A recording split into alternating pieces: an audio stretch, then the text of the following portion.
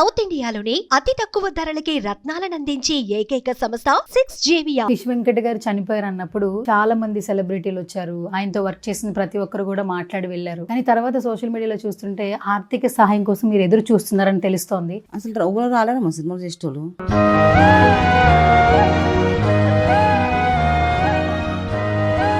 ఇన్స్టాగ్రామ్లో అందరూ వాళ్ళు వచ్చిరు వీళ్ళు వచ్చిరు పైసలు పెట్టినట్టు ఎవరు డబ్బులు వేయలే ఎవరు వేయలేమ్మా.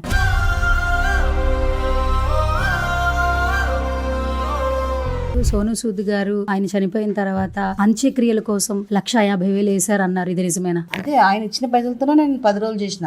These are all my family people and I miss Fish Venkat a lot and he was my real brother and when I see Bhabiji and mother I just want to tell them that I am there for you always. You have my phone number, you need anything, please call me anytime, I'm always there.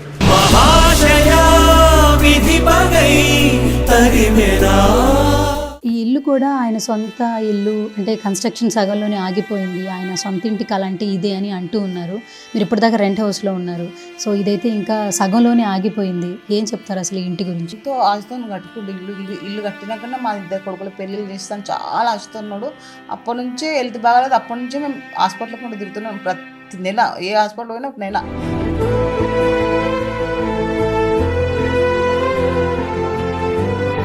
అంటే కొన్ని health issues వల్ల చనిపోయారు అంటున్నారు. అసలు ఏంటమ్మా కారణాలు ఏమన్నా చెప్తారా? అసలు ఆయనకు షుగర్ ఉందమ్మా.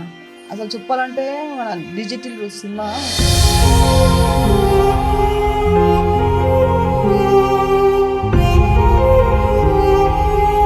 దానివల్ల విశ్వక్సేన్ గారు కలవబోతున్నారని బయట మాటలు అయితే వస్తున్నాయి అమ్మా. ఆయన ఇట్లా హాస్పిటల్ ఉన్నాను తెలియగానే వచ్చి 2 లక్షలు ఇచ్చిపోయినాం. ఆయన అంటే ఒక్క సినిమా కూడా చేయలేడు ఈయన. విశ్వక్సేన్ గారు ఇది ఎంతమంది హీరోలు చేసిండు, ఎంతమంది హీరోలతో చేసిన ఒక్క హీరో దగ్గర రాలే. ఒక్క 50,000 ₹1,00,000 పలానా మనిషికో 1,00,000 ఇచ్చిన కూడా నమ్మకూడదు. వీళ్ళ దినం బతుకుంటున్నాం, నిజంగా చెప్తున్నాను నేను. ఆగిపోయేనా త్యాగం కదా ఫిష్ వెంకట్, ఆగిపోయేనా త్యాగం కదా. ఫిష్ వెంకట్ గారి ఇంటి లోపలికి అయితే వచ్చాము. ఫస్ట్ వాళ్ళ మిసెస్ తో మాట్లాడే ప్రయత్నం చేద్దాం. ఫిష్ వెంకట్ గారు చనిపోయారు అన్నప్పుడు చాలా మంది సెలబ్రిటీలు వచ్చారు. ఆయనతో వర్క్ చేసిన ప్రతి ఒక్కరు కూడా మాట్లాడి వెళ్ళారు. కానీ తర్వాత సోషల్ మీడియాలో చూస్తుంటే ఆర్థిక సహాయం కోసం మీరు ఎదురు చూస్తున్నారని తెలుస్తోంది. అసలు ఫస్ట్ ఆయన అయితే మీ మధ్యన లేరు, మీరు ఫస్ట్ ఏం చెప్తారు? అసలు ఎవరు రాలేరు మా సినిమాలు చేసేటోళ్ళు. ఎవరు కాలే గబ్బర్ సింగ్ టీం అంతే వచ్చేది కానీ ఇంకొకరు రాలే ఎవరు మాట్లాడలే. ఇన్స్టాగ్రామ్లో అందరూ వాళ్ళు వచ్చిరు వీళ్ళు వచ్చిరు పైసలు పెట్టినట్టు ఎవరు డబ్బులు వేయలే ఎవరు వేయలేమ్మా. మేము ఇప్పుడు మేము ఎట్లా బతకాలి, ఎట్లా చేయాలి చెప్పి ఆయన చేసిందే సినిమాలో పని. ఆయన సినిమా నుంచి ఎవరన్నా ఒకరు సాయం చేయాలి కదా, ఎవ్వరు చేయలేదు. ప్రభాస్ ఇచ్చిందని చెప్పి 50 లక్షలు ఇచ్చిందని చెప్పి వాళ్ళు ఇవ్వలే. సోను సూద్ ఇచ్చిన పైసలతోనే నేను పెద్ద 10 రోజులు చేసిన నేను.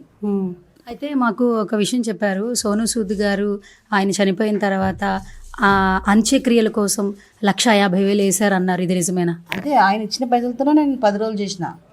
150,000 ఇస్తే ఆయన ఇచ్చిన పైసలతోనే చేసినాం మేము. మళ్ళీ ఇప్పుడు ఇంక చేసేటు ఆ కార్యక్రమం పైసలు లేవు. సరే, ముందుగా అయితే సినిమా ఇండస్ట్రీలోనే ఆయన జర్నీ కొనసాగింది అండ్ ఒక్కసారిగా ఆయన లేరు అనే వార్త మాకంటే మీ కుటుంబంలో ఒక వ్యక్తి మీకే సగభాగం కాబట్టి ఎక్కువ బాధగా ఉంటుంది. ఒక్కసారిగా ఒక ఇంటి పెద్ద లేడు అంటే అందరికీ చాలా బాధ కలిగిస్తూ ఉంటుంది. సో మీరు అసలు ఏ సిచ్యువేషన్లో ఉన్నారమ్మా రైట్ నౌ?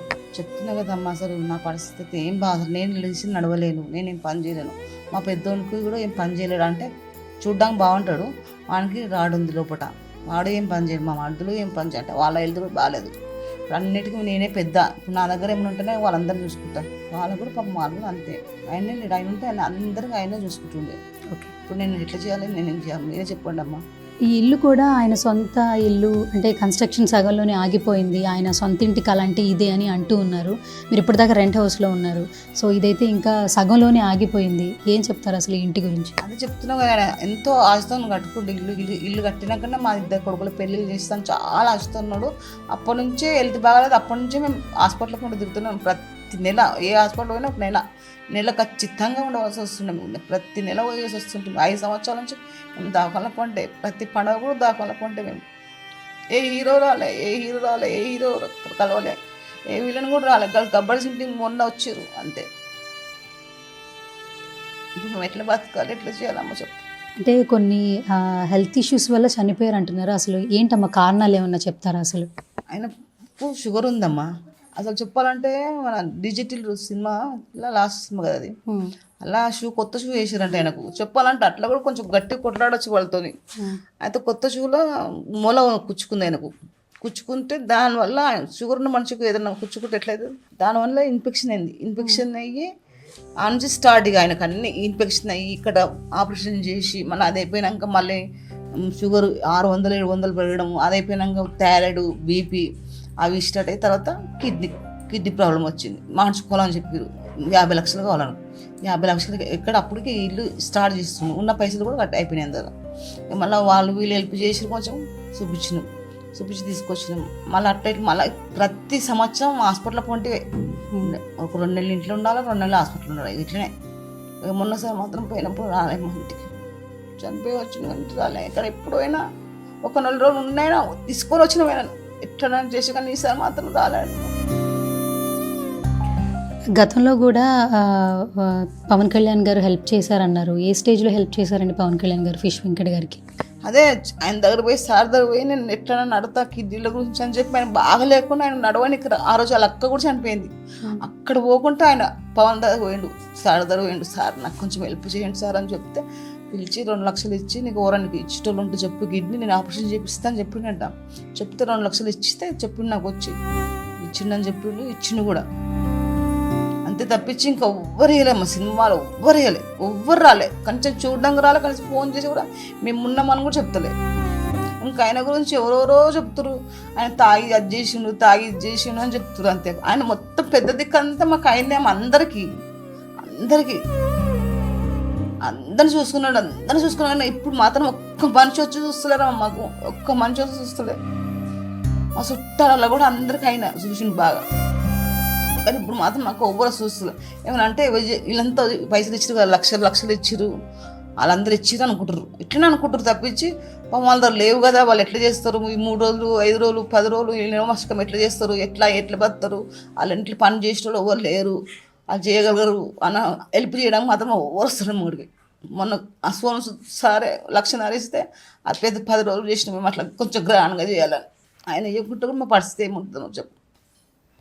అసలు అంటే ఫిష్ వెంకట్ గారు మొత్తం జీవిత ప్రయాణం సినిమాల్లోనే సాగింది. ఇప్పుడు మీకు ఆయన ఉన్నంతకాలం ఆయన చూసుకున్నారు, ప్రతి ఒక్కటి ఆయన చూసుకున్నారు కదా. ఆయన లేరు కాబట్టి ఇప్పుడు మీకు ఆర్థిక పరిస్థితి సరిగా లేదు అని చెప్తున్నారు. అంటే మీరు ఏం కోరుకుంటున్నారమ్మా? ఏమైనా అడగాలనుకుంటే ఏం చెప్పాలనుకుంటున్నారు? అసలు ఏం లేదమ్మా, నాకు పెద్ద కోరికలు ఏం లేవమ్మా. నేను పని చేయలేను. నేను పెద్ద కొడుకు కూడా కష్టంగా ఏం పని చేయలేడు. ఎందుకంటే ఆయన పెద్ద రాడు ఉంది లోటు. కావాలంటే మీరు వచ్చినాక చూడండి. నాకు ఇల్లు కట్టిస్తే సినిమాలో ఎవరన్నా ఇల్లు కట్టిస్తే ఏదైనా చిన్న కొడుకును పెద్ద కొడుకున్న సినిమాలో తీసుకుంటారా, లేకపోతే ఏదైనా జాబ్ అన్నా పెట్టిస్తారా, అంతే ఆశ తప్ప నాకు ఇంకెట్లాంటి ఆశ లేదు. ఈయన పేరు నిలబెట్టారు నా పిల్లలని నేను అనుకుంటున్నా. ఆయన కూడా ఆశ నా కొడుకులు ఎవరన్నా నా పేరుని పెట్టాలని. పెద్దబాబు 2 సినిమాలు చేసిండు. ఆయన 2 సినిమాలు చేసిండు. చూడండి కావాలంటే ఆయన ఇక్కడ నుంచి ఇందాక రాడుంది. ఆయన ఏం పని చేయలేడు, కష్టం. ఇప్పుడు ఎట్లా చేయాలి, ఏం చేయాలి చెప్పి. అంటే మంచు మనోజ్ గారు కలవబోతున్నారు, విశ్వక్సేన్ గారు కలవబోతున్నారని బయట మాటలైతే వస్తున్నాయి అమ్మా. అసలు మీకు ఏమన్నా ఫోన్స్ వస్తాయి? అసలు ఆయనతోని సినిమా కూడా చేయలేడమ్మా విశ్వక్సేన్ గారు. మా బాబు ఎంత మంచి బాబు అంటే నేను చెప్తున్నా కదా, నేను చచ్చదాకా గుర్తుపెట్టుకుంటా బాబుని. ఆయన ఇట్లా హాస్పిటల్ ఉన్నాను తెలియగానే వచ్చి 2 లక్షలు ఇచ్చిపోయినాం. ఆయన అంటే ఒక్క సినిమా కూడా చేయలేడు. విశ్వక్సేన్ గారు వచ్చి 2 లక్షలు ఇచ్చిపోయినామా. ఇది ఎంతమంది హీరోలు చేసిండు, ఎంతమంది హీరోలతో చేసిన ఒక్క హీరో దగ్గర రాలే. ఒక్క 50,000 ₹1,00,000 పలానా మంచికో 1 లక్ష ఇచ్చిందా నమ్మకూడ వీళ్ళ దినం బతుకుంటున్నాం. నిజంగా చెప్తున్నాను నేను. ఆ రోజు చేసిన రోజు ఖచ్చితంగా ఆపరేషన్ చేయాలని చెప్పారు. 1,000 ఇచ్చుంటే ఖచ్చితంగా మా ఆయన బతికే ఉంటుండే. ఇప్పుడు ఆయన మీద ఇంతమంది ఆధారపడున్నాం మేము. ఇప్పుడు ఆయనే లేడు. మేము ఎవరు చూసుకుంటారు చెప్పమ్మా? ఎవరు చూస్తున్నాం? ఇన్స్టాగ్రామ్ ప్రతి ఒక్కరు ఇచ్చిర్రు ప్రతి ఒక్కరు ఇదే మాట. తాగి జల్సా చేసిండు, ఆయన తాగి జల్సా చేస్తే మా బిడ్డ పెళ్ళి ఎట్లయితుంది, మళ్ళీ మా అందరిని ఎట్లా చదువుకున్నాడు, మాది సగం బిల్లు ఎట్లా కట్టిండు, అది మాత్రం ఎవరు చెప్తున్నారు. అందరూ ఆయన మొత్తం మా కుటుంబమే కాదు, ఈయన ఫ్యామిలీ మొత్తం చిన్న పిల్లలు కాక పిల్లలు వాళ్ళు చూసి మనం అనుకున్న పనులు నేను చెప్తున్నా. అందరూ సాయం చేసిండు. కానీ ఒక్కరు కూడా మాకు సాయం చేయలేమా. ఒక్కరు కూడా మాకు సాయం చేయలేదు. వద్దునే అట్టు ఒక 3,000 పెట్టుకో అన్నకి మనం చేయ, వద్దునే అట్టు ఒక 5,000 పెట్టుకో అన్నకి మనం చేయను, ఎవ్వరు ఇవ్వలేదు. అన్నీ మేమే చేసుకొచ్చినామమ్మా. ఇప్పుడు మేము రేపటి నుంచి ఎట్లా బతకాలి మేము? రిజిస్తారు మాకు ఒక ఇల్లు కట్టించి మా చిన్న కొడుకున్న పెద్ద కొడుకున్న ఏదైనా పని పెట్టిస్తే లేకపోతే సినిమాలలో పెట్టిస్తే మాకు అదొక్కటి చాలు. నాకు అంతకు మించి నాకు ఇంకేం వద్దమ్మా నాకు. అమ్మ, మీరు ఆర్థిక సహాయం మాత్రమే కోరుకుంటున్నారు అంటే మీ కుటుంబం ఒంటరి అయిపోయింది కాబట్టి ఆ చేయుతో ఎక్స్పెక్ట్ చేస్తున్నారు ఇండస్ట్రీ నుంచి, బయట వాళ్ళ నుంచి. సో మొదటి నుంచి కూడా సుమన్ టీవీలో చాలా వరకు ఆ ప్రయత్నం చేశాము. ఆయన హెల్త్ కండిషన్స్ గురించి చెప్తూ ఉన్నాము, ఎవరైనా హెల్ప్ చేస్తారేమోనని ప్రతి ఒక్క వీడియో చేస్తూ మేము ఎంతో కొంత ముందుకెళ్ళాము. ఇప్పుడు కూడా సోను సూద్ గారు వస్తున్నారు, ఇది కూడా మీకు ఉపయోగపడుతుందనే ఉద్దేశంతోనే సుమన్ టీవీ మీ దాకా వచ్చింది. సో మా ద్వారా కూడా మీకు ఎంత ఆర్థిక సహాయం అందితే అంతవరకు మేము చేస్తాము. ఏమన్నా చెప్తారా మీరు సుమన్ టీవీ గురించి? సుమన్ టీవీ చాలా మంది డబ్బులు వేసారమ్మా. అప్పటి నుంచి ఇప్పటిదాకా ఆ పైసలతోనే నెట్టుకుంటూ వచ్చిండే. ఆయన షూటింగ్ లేవు కదా, అంటే ఆయనకు పోయే ఓపిక లేదు. అప్పటి నుంచి ఇప్పటిదాకా అవే పైసలతో నెట్టుకుంటూ వచ్చినామమ్మా. మేము ఆయనకు మాత్రం చాలా ధన్యవాదాలు. ఆయన మంచి బావు, మంచిగా ఉండాలి, అదొక్కటి మాత్రం చాలము.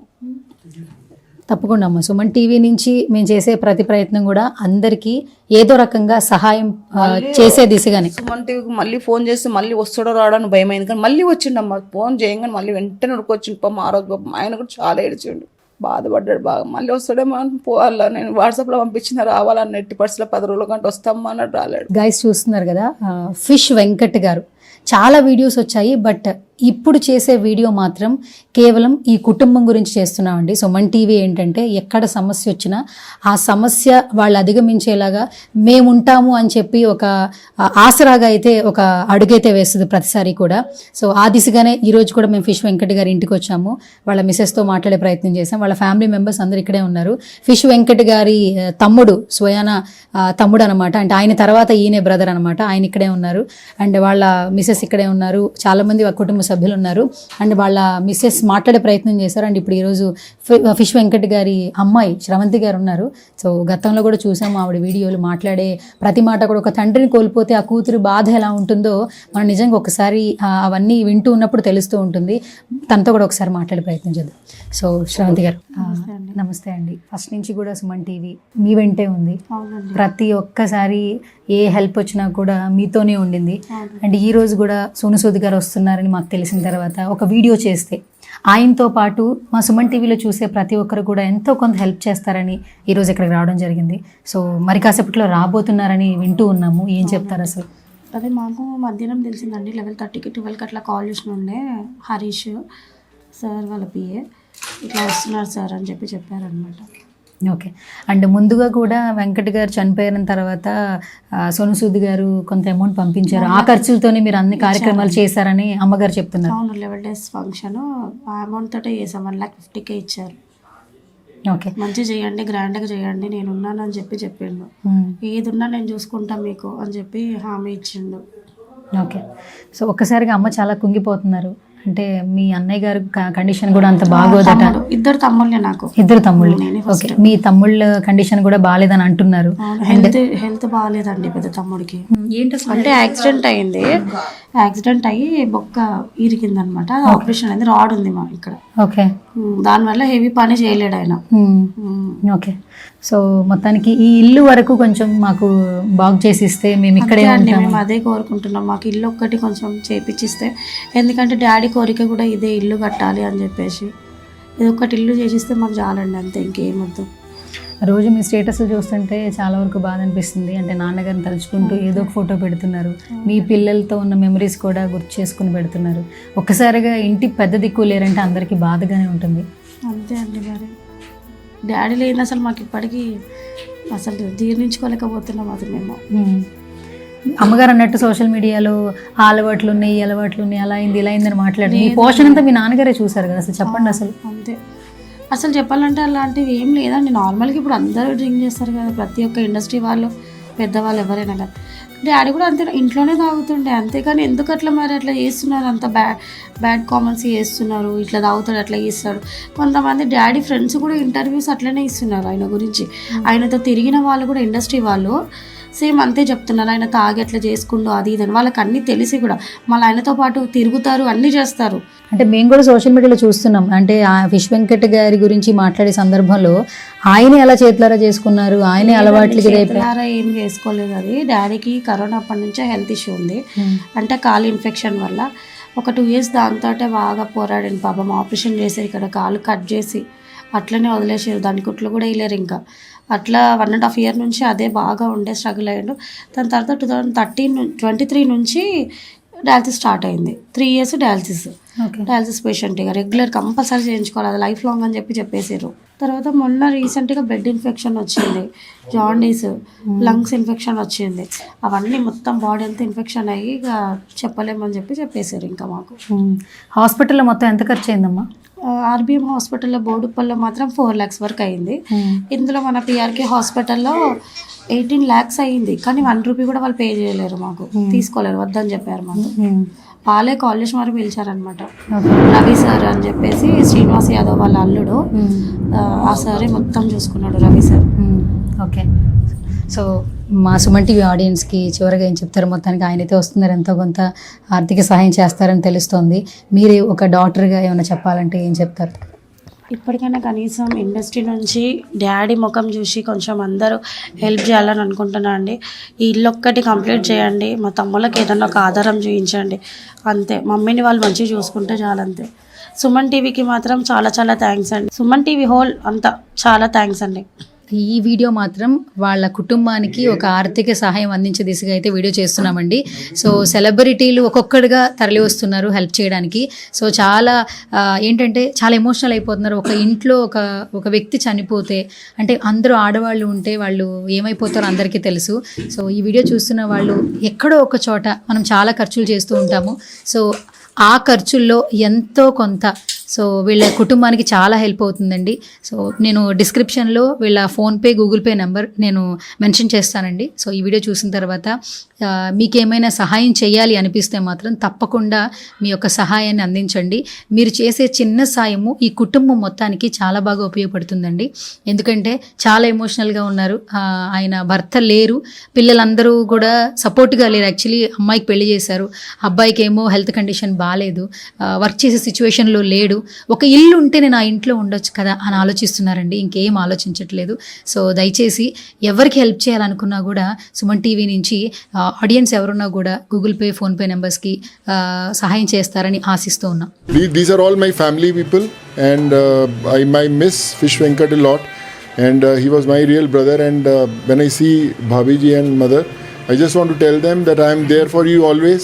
You have my phone number. You need anything, please call me anytime. I'm always there. महाशया Vidhi पगई तरिमेरा